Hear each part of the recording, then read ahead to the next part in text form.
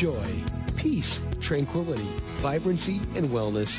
Isn't this what you want instead of constant stress? That's what host Rochelle Lawson is going to help you with on Blissful Living. There are many ways to reduce stress, some you may not even know about. Doesn't a little peace and tranquility sound like just what you've been looking for? Relax for a few minutes with Rochelle. She's the queen of feeling fabulous.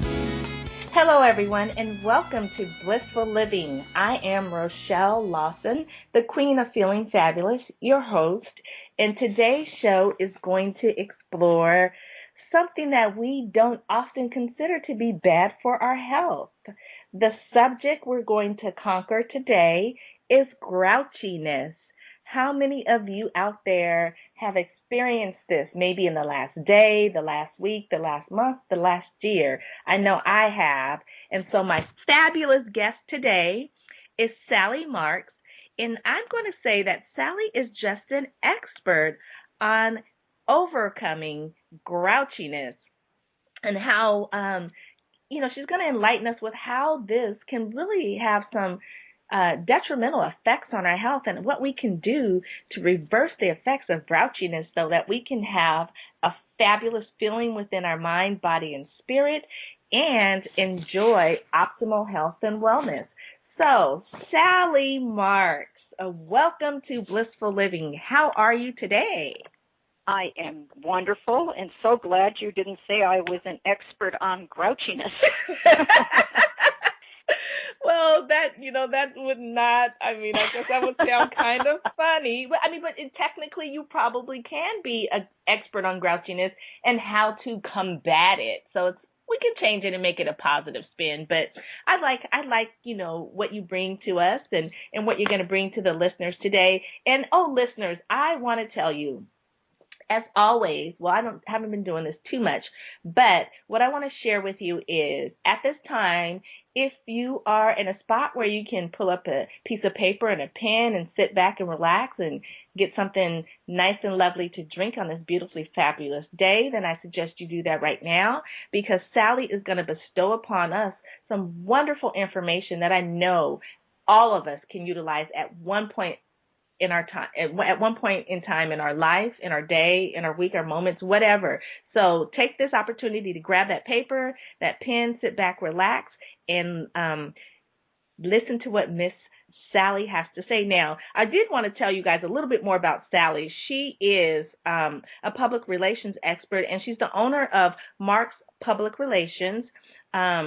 She is an award-winning journalist, and she graduated with honors from Walter Cronkite School of Journalism at Arizona State University. Woohoo! And she's published many articles in a variety of publications, from the popular Phoenix Home and Garden magazine to the international publication Living Buddhism. She has also done screenplays. Her screenplays include The Air, Voices from Hell, and Gay for a Day, and have garnered 5 awards in local, national, and international competitions. Erase Negativity, co-written with Jacqueline Howard, is her first self-improvement book. And so I wanted to give that information to you before we start into our wonderful topic. So, Sally, I know that there are a lot of self-improvement books out. That's a big, big topic. And I don't think any of us can ever, have enough of that because there's so many things and so many facets and kaleidoscopes of how we can improve ourselves that comes from all different angles. But I know that your first book with that you co-wrote with Jacqueline Howard, Erase Negativity, is got to be a pretty profound thing. How did you come about, exploring the actual ideal of erasing negativity? It's interesting because my friend and co-author Jackie and I would chat, and we both enjoyed reading a lot of self-help books, and we would compare notes. One time we were talking, and the conversation shifted to people that we knew were in terrible emotional pain and very negative because of it, and we wondered, well, what would it take to help someone like that? Someone that was really deeply rooted in negativity, and we brainstormed and decided there needed to be some sort of primer or read this first book that could help them erase their negativity. And actually, it doesn't matter whether or not they have horrible negativity or not. Everybody has it. But we thought that if they didn't address erasing negativity in their life, then all their attempts to develop a more optimistic outlook would just fall apart. So kind of have to get to the root, not treat the symptoms, but treat the root of the negativity. I like that because I practice Ayurveda. I'm an Ayurvedic health practitioner as well as a nurse, and I'm always telling people that to eliminate the signs and symptoms of things, you really have to get to the root cause. And when you eliminate the root cause, then you don't have to take care of the signs and symptoms. And I know people, with all the economic turmoil and just things that is going on in our world today, negativity seems to have a really strong magnetic pull upon ourselves. And so anything that you can do to eliminate the root cause of that is going to be so profound in someone's life. Now, when you guys were writing this book and getting entrenched in the world of negativity, and what was something that you saw was a commonality that people either neglected to become aware of or just did not have awareness of it that was, potentially the root cause of their negativity? Well, I think the root cause is negativity is so sneaky. It's like it just sneaks in there and you don't even know it's there. That because it's in the media, it's in almost everything we do. And so that's the first thing that we encourage people to do is to become mindful of their thoughts, their speech, and their actions. And because it's so easy to just drift into that. And I know I give the example a lot of times. You're standing in the line at the grocery store, and there's a long line, and people are getting annoyed. And you don't say something like, oh, what a beautiful day, whether it is or not. You start complaining to your neighbor, and we bond with this in the line. Oh, can you believe how slow this cashier is? Or you get in a gathering, and you start talking, and then before you know it, it becomes talking about some negative things about someone else because it's very titillating to gossip. And so we don't even realize how much of our daily lives that negativity can sneak into. And so being aware of it is the first step. And then once you do that, then you can do something about it. But I talk to a lot of people that a lot of times they think they're just fine. And they don't realize how not only negative they are, but how it's changing how they look, how they feel, and their health. So right. It's a bad spiraling effect. But it's like our eyebrows are so close to us, but we can't see them.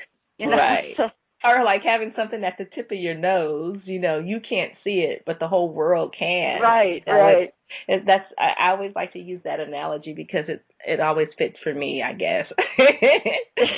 Now, with regards to, negativity, and I know you guys out there listening is like, well, I thought that we were going to be talking about grouchiness, but we're going to lead into that. So just hold tight because we're building this up for you so that you can take as much information as possible away that's going to help you combat several different things. But I really do want to touch on negativity first because that is, like I said, it has a strong magnetic pull on all of us.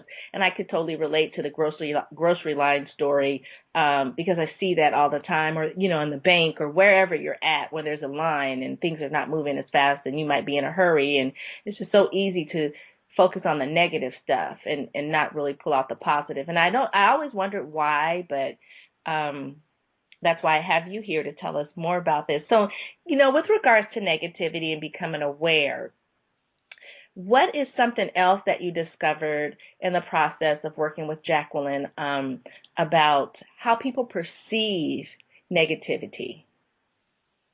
Well, I think that because it's gotten to be so entrenched in our daily life, I think a lot of people don't think about it much at all. They accept it. It's just how things are, which is not true, but I think that has become the perception.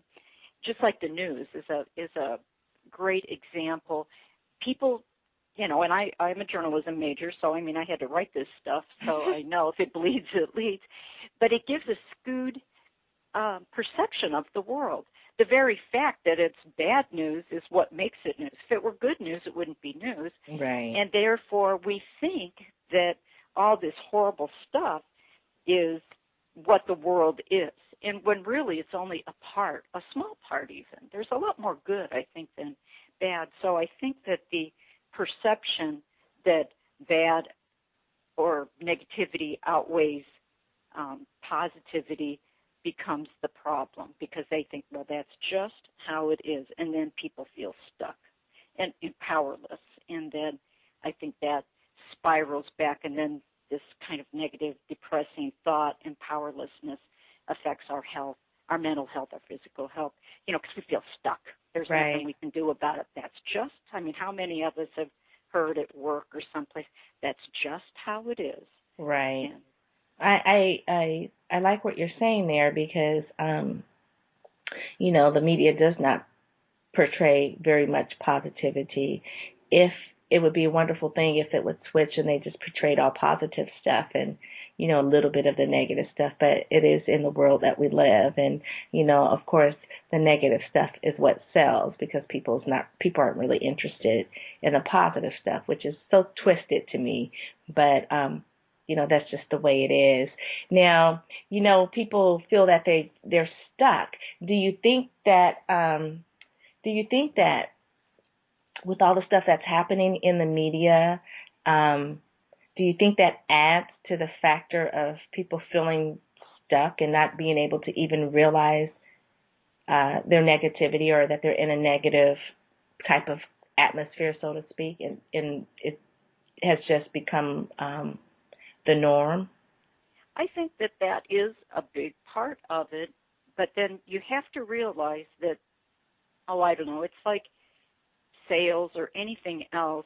It's one person's view, and of course the media is more than one person, but it's one huge outlet. You have to realize that this is their job. Their job is to report this, but I don't have to buy into all of it. And I don't tell people they shouldn't pay attention to the news, because we do have to know what's going around us. But I think just reminding ourselves that it's just a part of the whole. And you might have to seek out something more positive, whether it's conversations with folks or uplifting stories or a book or, a movie. You might have to put yourself out there a little bit to find it. But once you realize that it's not the proper balance and that there are good things out there that you can seek out, then I feel people feel a little more optimistic. I know when I was a little girl, well, not that little, junior high, and I had my issues of trying to fit in, I think, as most people do. Right. And I wound up reading. I went to the library, and I started reading biographies of famous people, and particular people that had really struggled and, moved forward. And that was very encouraging to me, like Edison and Marie Curie and and so then I became more, I thought, well, they had a pretty crummy life too. They had a lot of obstacles. And then that made me feel a little more encouraged. But it wasn't in my daily life. I sought it out. And I don't know if a nice librarian encouraged me or how that actually began, but I'm just glad. And to this day, I still like that. And of course, the book is full of articles, stories like that too, but people that have overcome it. So we have to just work a little harder to find it, and we've got people like that in our lives. There's usually a friend, a neighbor, someone. They may not be famous, but they're cheerful, or they've overcome. We all know those people. We just need to pay more attention to it and become one of those people ourselves. I like that. Very, very profound, because it really is true, and I know all of us can relate to that. Now, this is a big one. Do you think, I know the answer, and I know you know the answer too, but I'm not sure the listeners do, but do you think people are more prone to negativity as they age, or do you think it's the other way around, they're more prone to positivity as we age? The research I did was, well, first of all, I do believe it depends on the person, but I've seen actually studies go both ways, where that we can become happier when we're older. But I think it really depends on the person's view. Like in particular, especially women, I think that if you define yourself according to things like maybe your beauty or your energy, and you get older, then you're going to definitely become more negative as you age, because those things are going to change. But if you define yourself more by your heart values, things that are your loving, acceptance, then sometimes that improves with age. So it really depends. But either way, it becomes a goal for people to use to go through that and think, okay, wait a minute, I'm not going to let this define me. I'm going to pick something else and develop that part, because all things are transient. We don't get to take anything with us. Looks, money. I know. Okay, so I wish we could take all that stuff with us, but then, what purpose would it be to build it all up for, this lifetime, right? It's just kind of funny. So with regards to negativity, and I want to stay with that just for a little bit more, do you find, and this is something different, and it's going to address the genders, but do you find, or in your research, did you find that men were more negative than women, or women are more negative than men? I get this question a lot, and do you know what? There really isn't a significant difference. It's the same. It's the same. And it's just like people, I think, often think that maybe it might be worse for women because they gossip more, but come to find out, men gossip a lot as much as women. Oh my gosh, they sure do. Which is to some people this is news. And when I tell this to men, they all laugh. Because I think this is something they would like to keep a secret. But I agree. I know for a fact men gossip just as much as women. They may not be catty with it per se. I'm going to say they might be more of a lioness or, doggish with it. I don't know. I'm trying to think of something more masculine than it. Cats are, you have the lions that are big cats and stuff, and they're very masculine. But I had the privilege of working with a group of all-male nurses, and I was the only female. And the gossip those guys, I felt like I was with the girls because they gossip so much. But it's different. I mean, they're not like so catty with it, whereas women, we can be catty. We can, be talking about someone. But guys, I mean, they're doing the same thing. They're just not, I want to say, they're not so vindictive with it, but they definitely gossip, and there's definitely, negative stuff. They gossip about other guys just like we gossip about other women. So it's quite cool, but I don't think guys put themselves in the category as being the sex that gossips. It's more related to women. So, that's really phenomenal to see that both sides are pretty much equal when it comes to that. Yeah, that was actually a little surprising to me when I saw that. But, maybe in a way it's good that we're not as different. We may have different ways of manifesting it, but we're both guilty of it. So no matter what your gender, you can do something to improve it. Now, what are some of the most common patterns that people develop with regards to negativity? I always say that, it starts with a thought. We are a product of our thoughts, our speech, and our actions. But they're all interrelated. And so that's why a lot of times I encourage people to pay attention to their thoughts, even if it's just for a minute or two, because there's this great quote that I use and that I love by Confucius, and it says, watch your thoughts, they become your words. Watch your words, they become your actions. Watch your actions, they become your habits. Watch your habits, they become your character. Watch your character, it becomes your destiny. And so, thousands of years later, and that's still the truth. It starts with one stinky thought, and then before you know it, a lifetime rolls by, and you're a big fat grouch. Oh yeah, that's so true. So now, with regards to developing or shifting these patterns, is there a suggestion or tip that you can offer to the listeners with regards to, shifting the pattern of thinking negatively first instead of positively? Yes, because I think that unfortunately the default is negative, and I tell people it's a real shocking thing that we have some 40,000 to 65,000 thoughts a day. Brain's always working, even when we're sleeping. And guess what percentage of those thoughts are negative? Just throw out a number. I'm going to say 75%. And that's pretty high, but that's not high enough. It's actually 95%. 95% of our thoughts are negative. Wow. And I laugh and tell people it's a lot of stinking thinking. But the good news is that even if you changed 2, 5%, whatever, you're going to have an impact. But it starts with what we think about. And so one of the tips I tell people, there's really 3, and I mention them in the first chapter. And I tell people, even if you do nothing else but just these 3 tips, you will make a huge impact on reducing the negativity and your probability of being a grouch. And that's, to become aware of your thoughts.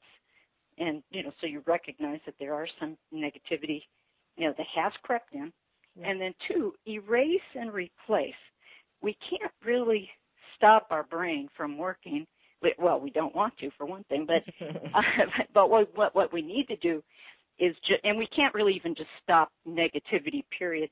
What we need to do is, I call erase and replace.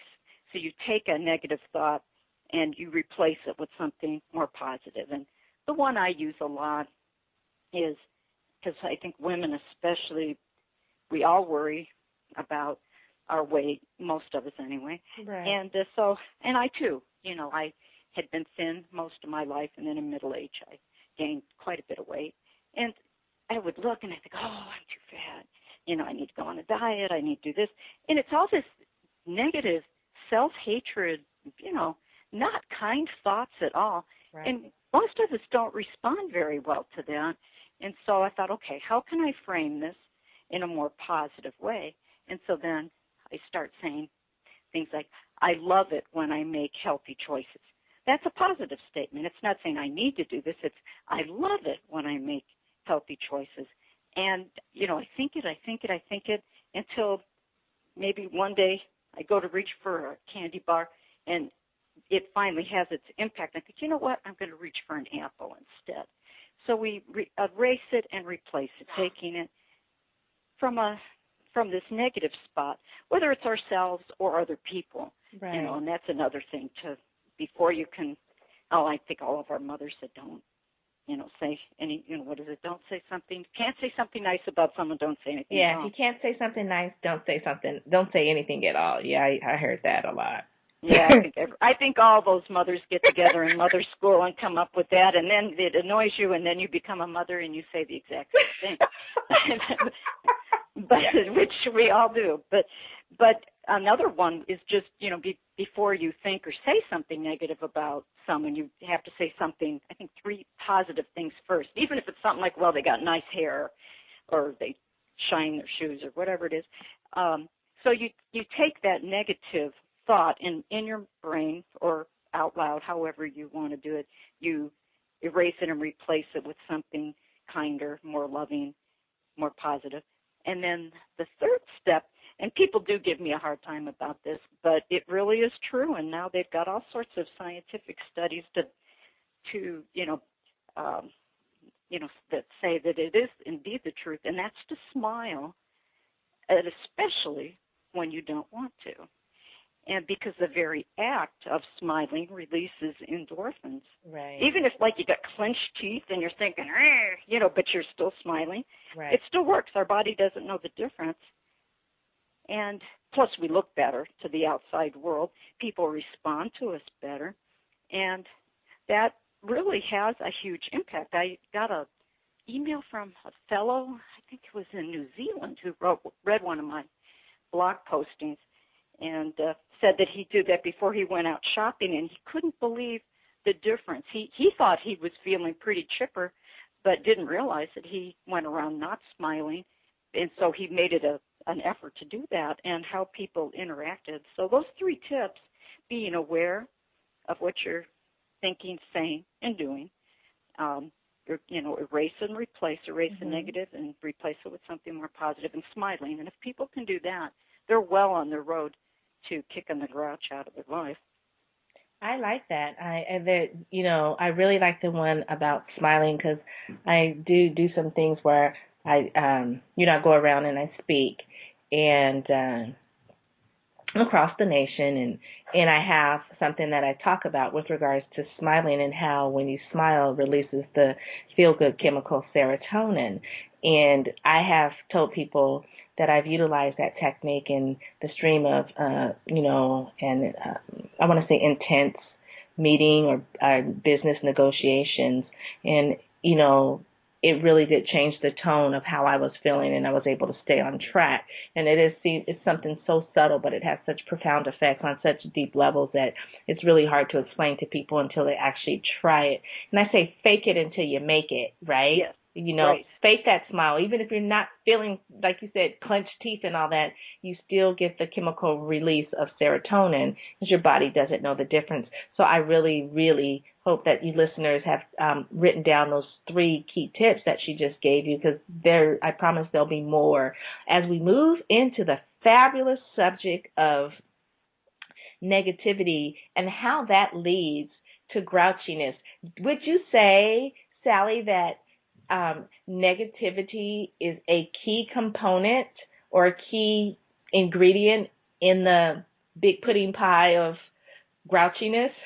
Absolutely. If you look at, if every grouch were a pie, I would say that 90% was the negativity, and it just kept growing and growing. And again, so subtle. It starts out, nobody, is born on this planet. And there might be some crabby babies, but I don't think too many people aspire to be a grouch. Right. But little by little, it does happen. Things in our lives shape us, but it actually not so much the things in our lives that shape us, but how we react to those things in our lives shape us. And so some people they lose a job, or many bad things that do happen, and they lose hope, and they just, develop a more negative outlook on things. And before you know it, they are grouchy and no fun to be around, which just makes it worse. Because, say somebody had the opportunity, they've been out of work, and they finally get an interview, but they have gotten so bitter that it's part of their whole persona. It's how they hold their body. It's what they think it's going to be, how they say. And then before you know it, they are not going to go, the people aren't going to pick a person like that. And so then it just spirals down. So yes, negativity, and again, it's in the world a lot, but when you really just invite it in, it's like opening the door and saying, yeah, come on in, and let me just set the table and have a feast of negativity, and before you know it, you are a grouch. And because nobody was born that way. It's something that happened and became a pattern. Let me ask you, do you think that the environment that a person is predisposes them to grouchiness? For example, and I know what you're probably going to say, but I just want to put this out for the listeners. For example, you're in a family where one parent seems to be always grouchy or moody or something like that. And, that's what you experience. So you grow up thinking that's just normal behavior. You don't know what it is. You just think that's normal behavior. And then, you actually pick up those subtle tendencies of that behavior and, have basically put on its coat, and now you're wearing it. Do you think the environment that people are in contributes to them, with the negativity and the grouchiness? Absolutely. there is absolutely no doubt that someone that's born into a negative environment, stressful environment, is more likely, as you say, to wear that coat. Right. But you still are in choice, and that's what I encourage people. It became a learned habit, right? But doesn't mean it can't change. I mean, there's a part in the book. I think the guy's name is Frankel, who was a Jewish fellow in the Holocaust, and amidst all that horror, he still maintained a more positive attitude and was able to survive the Holocaust, and then write a lot of positive books after the fact. So yes, it is a contributing factor, absolutely. But what I don't want people to do is use that as an excuse for their misery, because if they want to become happy, they I'm short, which is true. I'm like not even quite 5'2". I can't do a whole lot about that, but I can have an attitude that makes it work for me. Right. Well, I could also wear high heels, but that's not really me. But so you make it work for you and think, oh, you know what? Like when I was a young girl, I thought I could dance with anybody. Right. Because the guy, I mean, that's silly because none of those things matter so much anymore. But you make it work. And so you think, okay, I can make these obstacles work for me and use it to be a positive role model. Because really, if you look at some of the most famous people, that overcame it, that in itself was, they used their obstacles as opportunities to really grow and help others.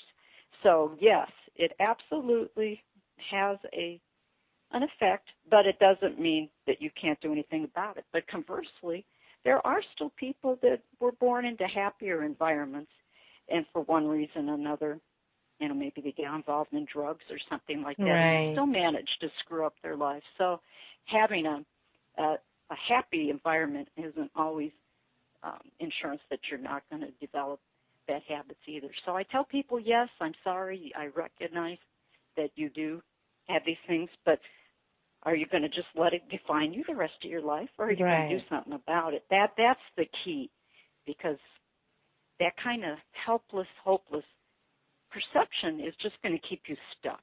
Right. Do you think that, I'm going to just throw this out there because I know there might be a lot of people listening that may be having hormonal shifts, so to speak. No matter what age you are, your hormones, tend to wax and wane and fluctuate. And as you get closer to that, bewitching time of your life, your hormones really get out of whack. Do you think that's a contributing factor to grouchiness as well? Oh, yeah, and my ex-husband will tell you that I was a product of that myself. Raging hormones, he'd mark on the calendar and try to take a trip out of town but during that time. But kudos, because at least he was able to pinpoint it, Yeah.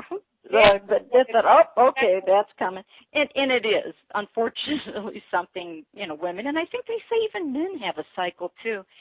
But there are things that you can do, and, and I'm not a doctor, so I'm not telling people, go to their physician, get a prescription or whatever. I mean, some people, I think that might be the case. But there's little things that we can do to help shift some of those hormones. Watch a funny movie. Laugh. These are things that you can do, little things that you can do, but a lot of little things can make a big difference. Like, just as an example, I had a birthday recently, and a friend of mine gave me this funny little toy, and you press it, and then here I'm going to do that, and listen to this. Oh, yeah, I love those little things. It's a little laughing thing. And how can you listen to that and not laugh? Right.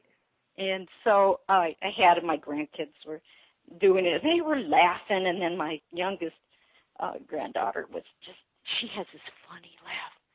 And you just can't listen to it and not really laugh. And so we have to maybe do some artificial things to pump up that negativity that's come from the surge of hormones. But it doesn't mean that we we have to be enslaved by them. We just have to work a little harder. And laughing, and whether you buy one of these little toys or you watch a movie or you just start laughing, they're all things that can help. And then again, like you said, you're a nurse. There's probably many other things one can do, but the book Jackie and I wrote, we focus more on simple little tips that anybody can do, and then if people can do other things, that's great. But yeah, it's definitely something we were cursed with.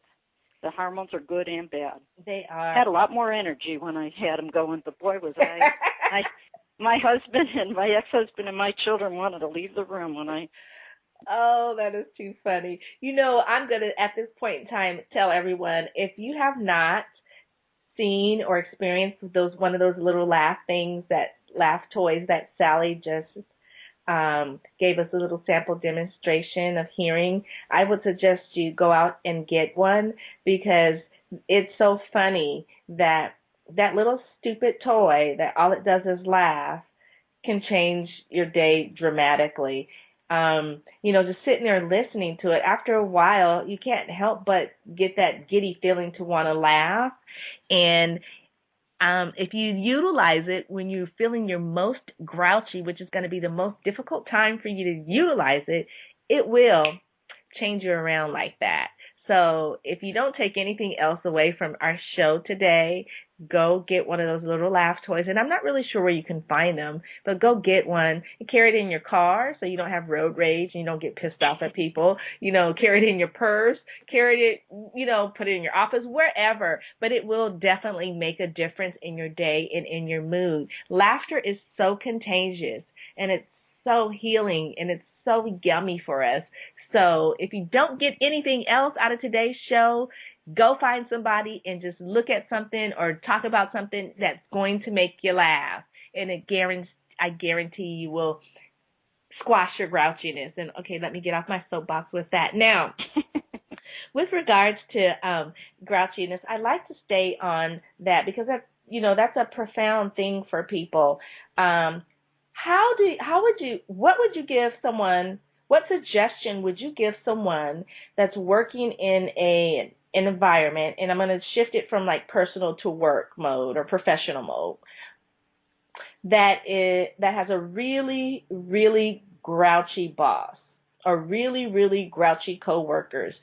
Are there some tips or some suggestions that you can give people to utilize when they're confronted with people like this in their work environment? And that is the tough thing, because often when I tell people to avoid contact with negative people, but if they're in your work environment, then that becomes very difficult. And I think probably one of the things I would suggest is don't get sucked into their negativity, like say gossip, or it's not even gossip, but just somebody says something negative, like the boss or whatever, and don't chime back in and say, yeah, you're right, what a melander that person is, or oh, she's so lazy. Just if the boss has to say it, they can say it, but don't make it worse. But then when people are crabby to you, maybe they say something snarky. I try, and this is something that takes a while. It's not like you're just going to instantly be able to deflect these things. It takes a little bit of work. But realize that most people's negativity, it's all something inside of them. It almost never has anything to do with you. Even if you make a mistake and they point it out and they go in a tirade, it's about them. They have some issue that's making them really carry it to a bigger extreme than is necessary. And once you can get to the point where you don't take it as personally, then it becomes easier. But I also tell people something that I do, and I mention this in the book. I actually imagine myself surrounded by like a white bubble. And when people say things that, negative, and I just, in my mind, I think bounce and protect it and bounce. It's just bouncing back out, because if you don't react to it, they're going to give up. And maybe not forever, but at least for a while. People kind of crave that feeding frenzy of that their negativity can make you more negative and, becomes a free-for-all. Right. And if you don't engage, they're going to actually lose at least some of their interest or power. And then in some cases, I tell people if it's really a bad fit, there are times when I think it's best that they do leave their jobs and do something that's more heartwarming. But also, I think people, if you bring, like everybody thinks, well, who's going to bring this to work or who's going to bring that? It's your job to bring the optimist to work. And in time, that does have a positive effect. But again, this is easier said than done. It takes practice. It takes a lot of practice. Right. But just as most of us, whatever job we may have had, we had some sort of training at some point to develop the skills that we had to be able to do the job. So the same thing with positivity.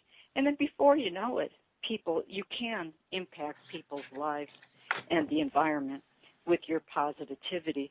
But the biggest thing, getting back to your question, is just don't engage and make it worse. Right.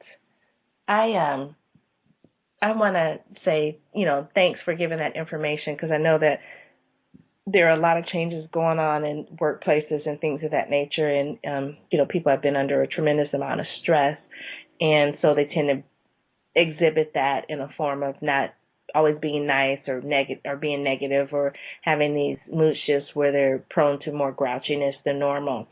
I want to tap into a little bit about the law of attraction. Do you believe that people attract this negativity or grouchiness into their life, or do you think that it's just something that is just part of life and it's just the way it is? Oh, yes. I really do believe in the law of attraction. And that's not to say that every time something bad happens that, somehow you did something. But yes, I think if you can make a concerted effort to put yourself in positions, like, say, being around more positive people, say you got grouches at work, but when you're out of work, you can hang out with more positive people. You want to attract the things in your life that you want by hanging out with that same mindset. And I believe that energetically we all have, everything has a vibration. The earth has a vibration, plants, human beings. And when you're doing more good, you have a higher vibration. And so that's why I think the law of attraction works. You are vibrating, if you will, energetically on a vibration that is going to be like a magnet, what you want to pull into your life. And so often, we have that thought of things happen in threes, good things happen in threes, bad things happen in threes, when you're feeling crummy. And how many of us have had this happen? And then before you know it, there's more bad and there's more bad. Right. But the same thing happens with the good. There'll be, you didn't hear for a job for the longest time, and then boom, you have 3 interviews. Right. And so what you want to do is become a magnet for the things that you want to attract. And again, that takes conscious effort of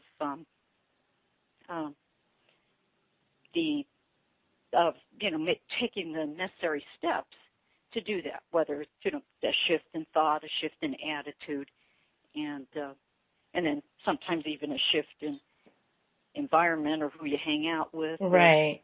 Or even little things like making your office or your home look a little better, putting a little bowl of flowers, whatever it takes. Right. To make a little shift, because it doesn't have to be huge. It's the little shifts, right? It's the little shifts that make the most subtle differences in our life that we don't even realize. But they build on it. And the same thing with negative. Everything that I've talked about is conversely the other way. It's just like, little by little by little, you can make your life better. Right. Or most of us, little by little, it became not so good. And so people want this quick fix. But very often that doesn't happen that way. So it's just best to work on little by little by little, attracting the things that you want. And you could have a big result, but at the very least you'll have a little result. You will have a result. So you just need to, focus that way. But yes, I do believe in the law of attraction, and if people get a chance to look at the book, they will see many, many personal examples of people that have done this. So now we've discussed negativity and we've gone into the grouchiness. Is there, besides, what we've talked, is there any other tips that you can give? I mean, the big one, I think, is for people to become aware. And sometimes that's really hard for people because, they've just been, they've been like that for so long. They just think the way, it's like being at the tip of their nose, they just can't see it.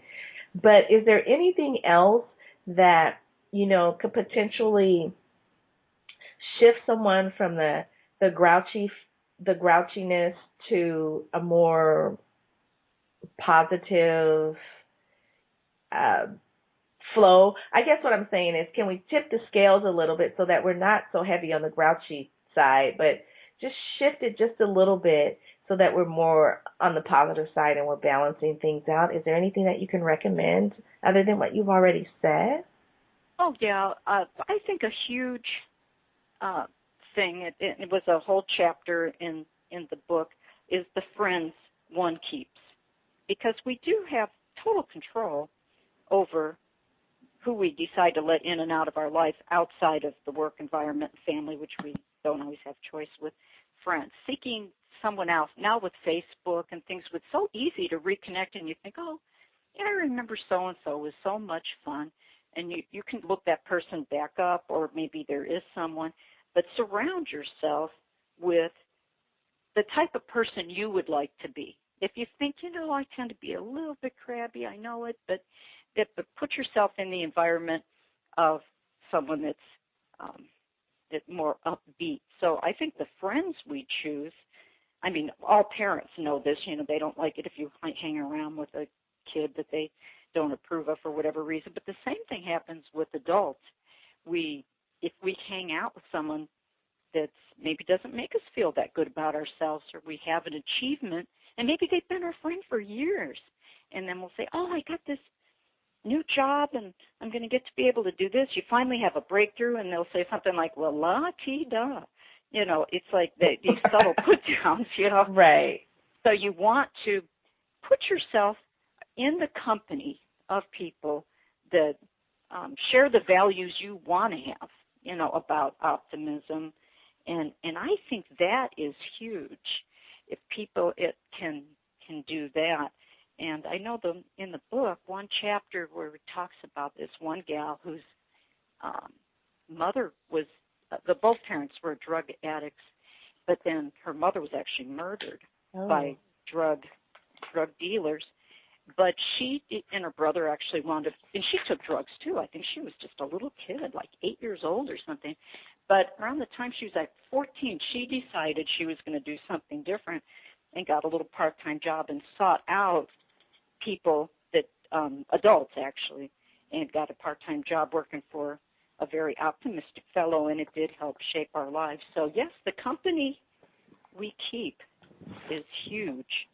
And it's kind of hard to break old patterns. Even I have a friend that's been my friend since, I was 14.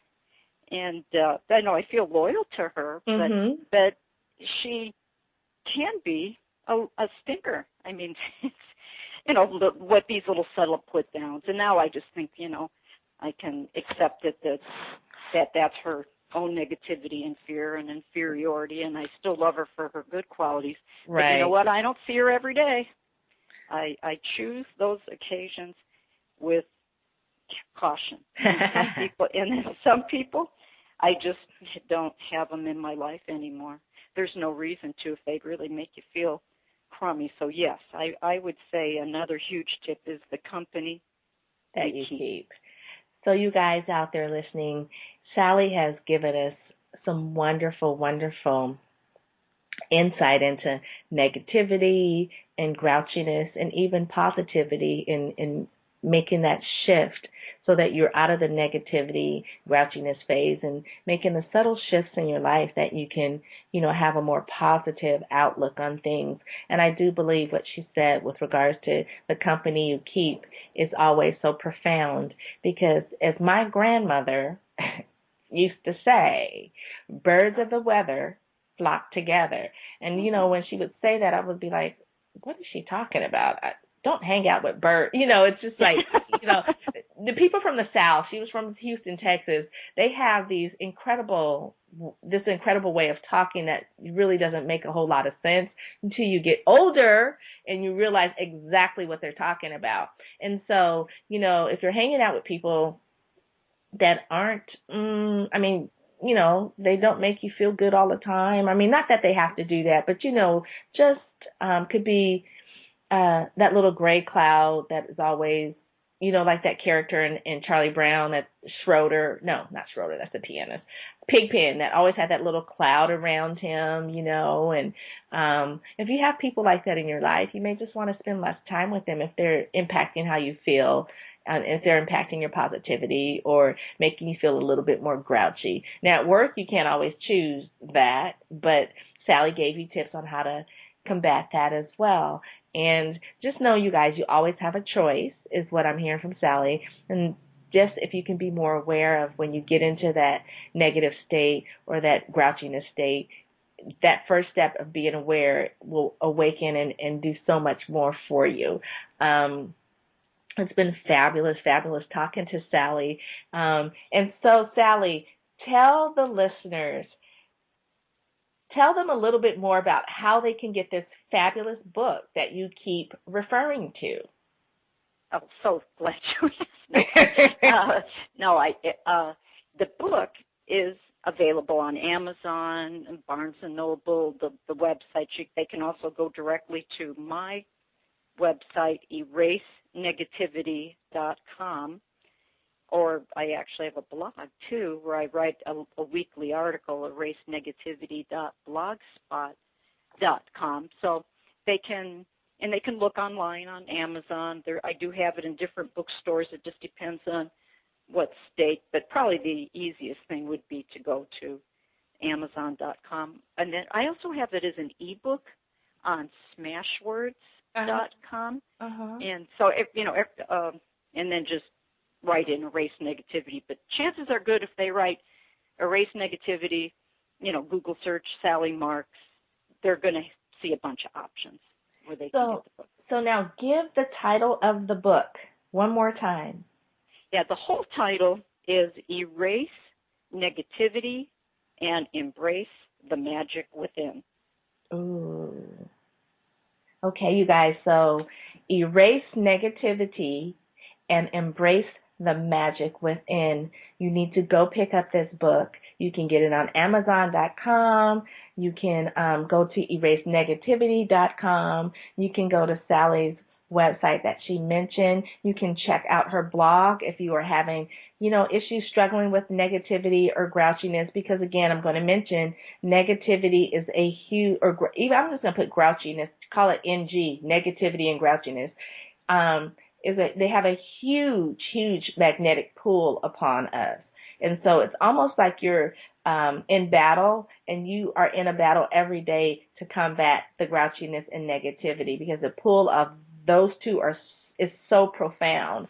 So if you can do anything to combat that, whether it's laughing, surrounding yourself with warm, funny people, becoming aware, all the stuff that Sally mentioned, it's going to help you not only have less stress in your life, but it's going to have an impact on your physical health and well-being of both your mind and your body. Because if you do that one little thing she said about even just smiling or forcing yourself to smile or doing that laughing, that's going to release that feel-good chemical serotonin. And, that has such a profound beneficial effects on our mind and body that, we need a whole another 5 shows just to talk about that. And so stay tuned. Who knows? That may be coming up in the future. But right now, before I close out the show with the wonderful Sally Marks, I want to just say, Sally, do you have any last words of advice or tips or anything that you would say to want to say to the listening audience while you have their captivated attention? Well, thank you for listening is one, but the other one is just no matter what state you're in, there is always hope. And I just want to just reiterate that so much that, and if people want to personally email me, or I think my phone number's on my blog or my website, just no matter how bleak it is, there is always some hope, and to just reach out to it. Oh, beautiful. And with that, I would like to take this time to thank you so much, Sally, for being a guest on Blissful Living. I love this subject because I've had a lot of experience with it and know how impactful it can be when you have the right tools to combat negativity and grouchiness. You open up a whole world of rainbows and pots of gold when you do that every single day. And so you've given us the tips, the knowledge, the wisdom, and the insight behind it all. And so I'm going to say, everybody fly forth from the nest and become this positive being, and know that you have the power to change your negativity and to change your grouchiness. And if you don't know how, go pick up Sally's book. Simple as that. Go pick it up. All her information will be on the website. And again, Sally, thank you so very much for being a guest on Blissful Living. I would like to thank all of you for listening to Blissful Living. I enjoyed sharing today's guest and the topic with you. And I just want you to know that may your day from this moment forward be full of positivity, lots of smiles and laughter, and complete health, wellness, happiness, and joy. I am Rochelle Lawson, the Queen of Feeling Fabulous, and I am wishing you peace to your mind, wellness to your body, and tranquility to your spirit. And until next week, have a fabulous week, and may your life be extremely blissful. Take good care, everyone. You can find out more about Rochelle on her website, Rochelle Lawson, Rochele Lawson, Lawson, or at healthhealingwellness.com. Or just click on her websites from the webtalkradio.net page right in front of you. And of course, you'll want to come right back here next week for another episode of Blissful Living. Thanks for joining us.